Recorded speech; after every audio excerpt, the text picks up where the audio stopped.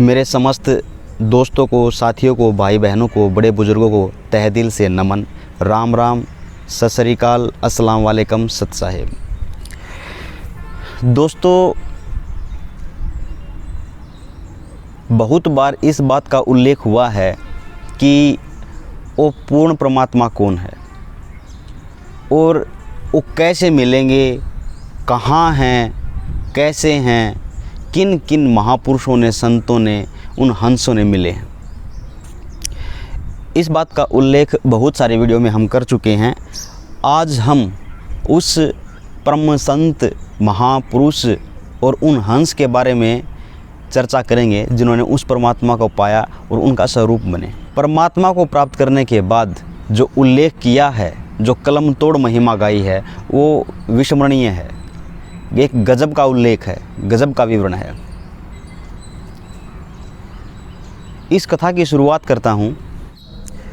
दोस्तों, जिस टाइम पर हरियाणा प्रांत बना था और रोहतक डिस्ट्रिक्ट और झज्जर डिस्ट्रिक्ट का सेपरेशन नहीं हुआ था, उस टाइम पे क्रोथा गांव रोहतक डिस्ट्रिक्ट में था, लेकिन सेपरेशन के बाद में ये वाला झज्जर डिस्ट्रिक्ट में समावेश कर दिया गया।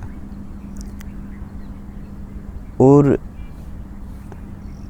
रोहतक डिस्ट्रिक्ट लगा लीजिए या फिर झज्जर डिस्ट्रिक्ट लगा लीजिए, फ़िलहाल में झज्जर डिस्ट्रिक्ट की है। तो जो बलराम सिंह धनखड़ जी थे, वो क्रोथा गांव के निवासी थे और रोहतक डिस्ट्रिक्ट में आते थे। लेकिन जब इनकी शादी शिवलाल की इकलौती पुत्री रानी देवी जी से हुआ, तो उस टाइम शादी के बाद ये क्रोथा गांव से छुडानी गांव में चले जाते हैं। और छुडानी गांव में जाने के बाद वहाँ पे एक घर जमाई के रूप में रहते हैं। शिवलाल जी के पुत्र नहीं होने की वजह से वो अपने दामाद को घर जमाई के रूप में स्वीकार करते हैं और बलराम सिंह धनखड़ जी उनके घर जमाई के रूप में छुडानी में रहना शुरू कर देते हैं। उनकी यथा संपत्ति थी 1400 एकड़ ज़मीन, जो आज के टाइम की हैं। उस टाइम पे 2500 बीघा एक अलग मापदंड होता था, जो आज के वक्त में 1400 एकड़ की ज़मीन बोली जाती है। इतने बड़े ज़मीन का वारिस और संपत्ति को संभालने वाले बलराम सिंह धनखड़ को कोई संतान प्राप्त नहीं हुई और शादी के 12 साल के उपरांत उनको एक पुत्र प्राप्त होता है। और बड़े परिवार, बड़े ख़ानदान, उच्च कुल के इस परिवार में जो एक पुत्र प्राप्त होता है 12 साल के बाद, इतने लंबे टाइम अरसे के बाद, बहुत मन्नतों के बाद, तो उनका स्वाभाविक है कि उनको बहुत ज़्यादा नज़रों में रखा गया, निगरानी में रखा गया और उनका नाम भी ऐसा रखा गया कि जन समाज की नज़र ना पड़े, उसको टोक ना लगे, उसके स्वास्थ्य पे कुछ हानि ना हो, उस पे कुछ दुष्प्रभाव, कुशक्ति का आवरण ना हो। तो उनका नामांकन हुआ, तो उनका नामांकन बिल्कुल ही सरल और साधारण रखा, गरीबदास। उनका जो बाल्यकाल था, उस बाल्यकाल में ही वो जो 1400 एकड़ की ज़मीन थी, उसी ज़मीन में चारागाहों के लिए ज़मीन निकाली जाती थी। उस चारागाहों में उनके ही जो गायें थी, जो गौशाला थी, उस गौओं को लेके उनके जो सेवक होते थे वो, और जो साथी जो होते थे, पड़ोस के जो होते थे, सभी मिलकर गौओं को चराने के लिए चारागाहों में जाते थे, अपने खेतों में जाते थे।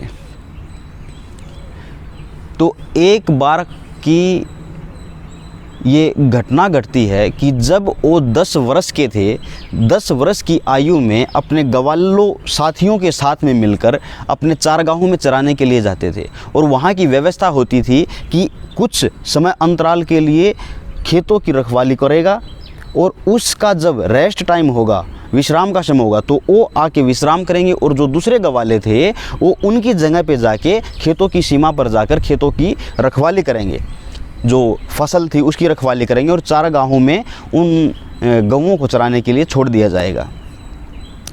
इस व्यवस्था से वो बारी बारी अपना कर्म बनाकर ये काम करते थे और हंसमुख से वार्तालाप करते हुए, गाँव के साथ खेलते हुए, बछड़ियों के साथ खेलते हुए अपना समय व्यतीत करते थे।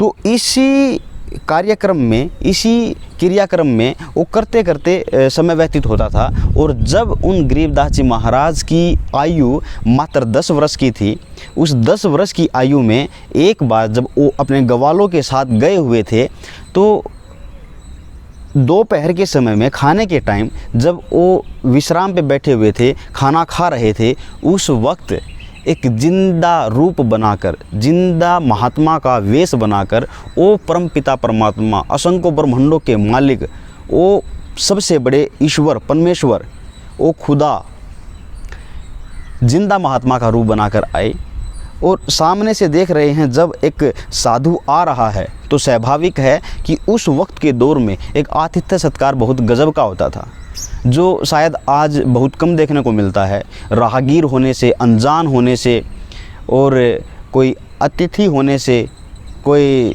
रिश्तेदार होने से बहुत प्रेम के साथ उनका आदर सम्मान करते थे, खाना खिलाने की व्यवस्था करते थे।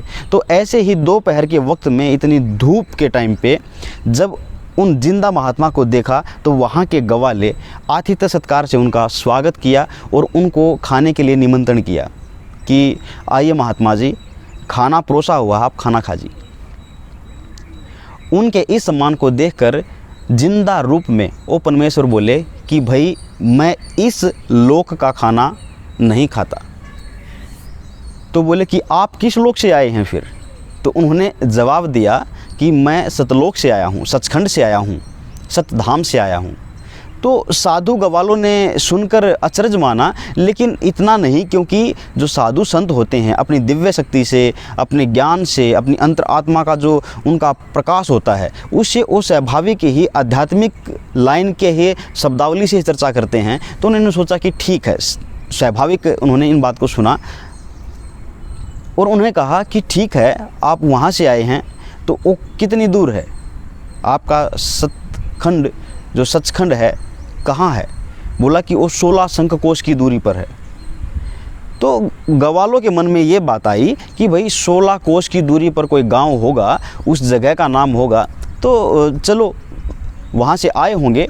लेकिन महात्मा जी 16 कोस की दूरी से आप चलकर आए हैं, क्योंकि वहाँ पे ये संसाधन नहीं होते थे, या तो पद यात्रा की जाती थी या फिर घोड़ों के साथ यात्राएं तय की जाती थी।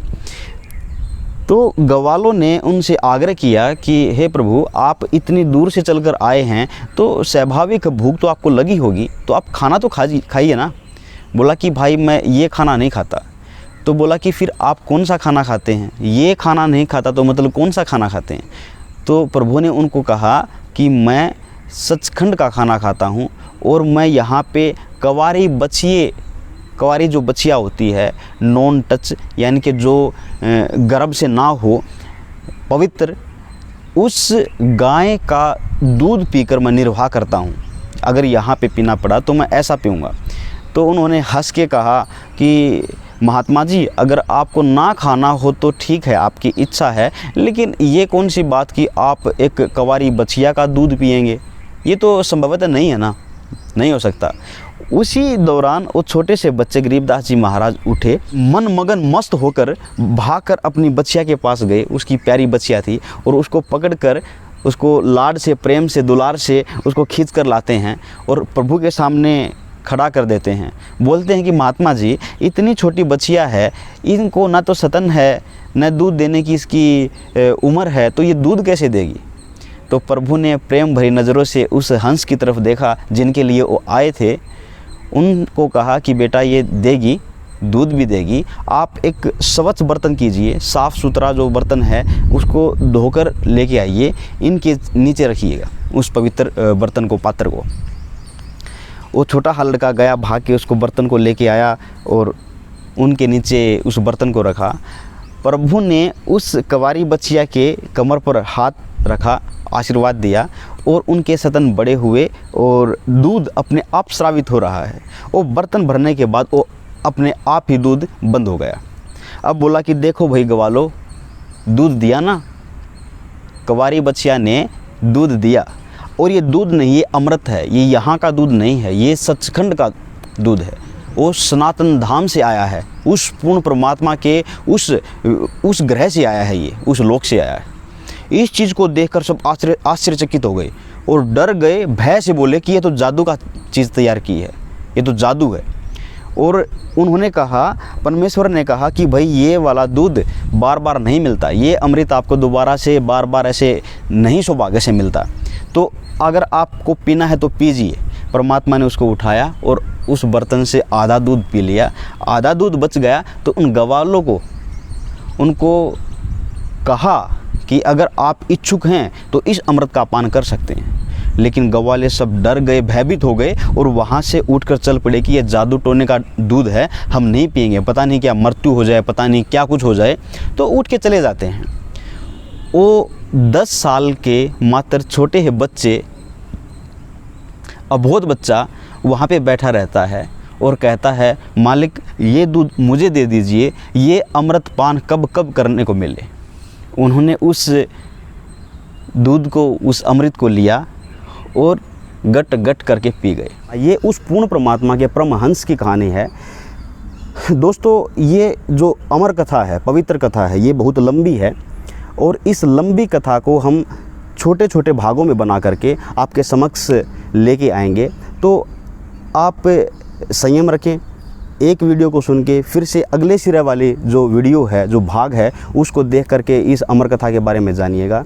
ये बहुत ही पाक पवित्र कहानी है, कथा है। तो आप इस कहानी को, कथा को सुन करके उस पूर्ण परमात्मा के निर्देशों को, आदेशों को जान सकते हैं, उसकी महिमा से अवगत हो सकते हैं।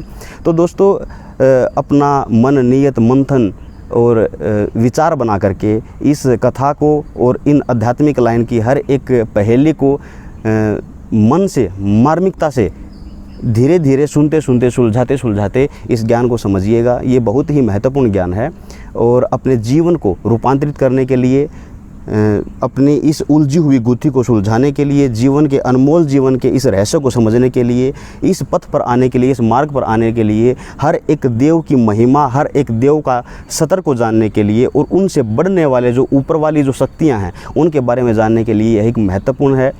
तो आप संयम रखिएगा और धीरे धीरे सुनते सुनते, समझते समझते इस मार्ग को सरलता से समझिएगा। उस पूर्ण परमात्मा को पाने के लिए आप कोशिश कीजिएगा।